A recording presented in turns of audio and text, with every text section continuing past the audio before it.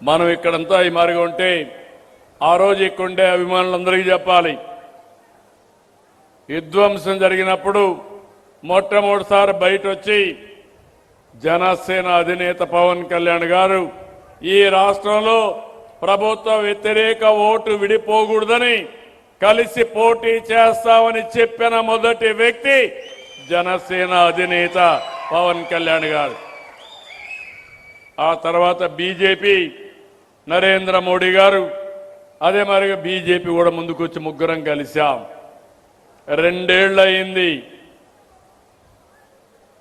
2 ఏళ్లు పూర్తి చేసుకున్న సందర్భంలో ఏం చేశాం, ఏం చేయబోతున్నాం, కేంద్రం ఏ విధంగా సహకరించింది అనే విషయాలు కూడా ఎప్పటికప్పుడు ప్రజలకు చెప్పే బాధ్యత తీసుకుంటాం.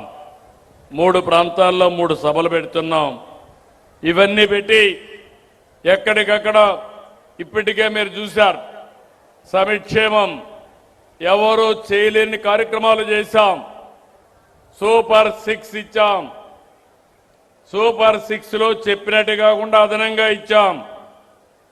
ఇంకొక పక్క మీరు చూస్తే పెద్ద ఎత్తున మత్స్యకారులకు కానీ, ఆటో డ్రైవర్లకు కానీ, గీత కార్మికులందరికీ సహాయం చేశాం. ఇవన్నీ చేసి అభివృద్ధిని ట్రాక్లో పెట్టాం. 20 లక్షల కోట్ల రూపాయలు పెట్టుబడులు వస్తున్నాయి. 22 లక్షల మంది మన పిల్లలకు ఉద్యోగాలు వస్తాయి. మొన్నే మెగా డిఎస్సి పెట్టి ఉద్యోగాలు ఇచ్చాం. 16,500 మందికి ఉద్యోగాలు ఇచ్చాను. ఈ విషయంలో మీరు గుర్తుపెట్టుకోవాలి, మనం 16,500 మందికి ఉద్యోగాలు ఇస్తే నేను పెట్టిన మొదటి సంతకం ఎన్ని ఇబ్బందులు క్రియేట్ చేయాలని ప్రయత్నం చేసినా, కోర్టుకు పోయినా అన్ని వెకేట్ చేపించి సంవత్సరం లోపల ఉద్యోగాలు ఇచ్చిన ఘనత ఈ ఎన్డీఏ ప్రభుత్వాన్ని. నిన్న మొన్న చూశారు, పరీక్షలంటే తెలియని వాళ్ళు, ఎట్లా పెడతారో తెలియని వాళ్ళు, రిజర్వేషన్ తెలియని వాళ్ళు కావాలని బురజల్లే కార్యక్రమాన్ని తీసుకున్నారు. నేను ఒకటే చెప్తున్నా, నేను ముఖ్యమంత్రిగా ఉన్నంత వరకు ఎవడైనా తోక తిప్పి ఎక్కడైనా తప్పు చేసి నడి బజార్లో నిలబెడతాను తప్ప ఎవరిని వదిలిపెట్టనని మరొకసారి మీ అందరికీ హామీ ఇస్తున్నా.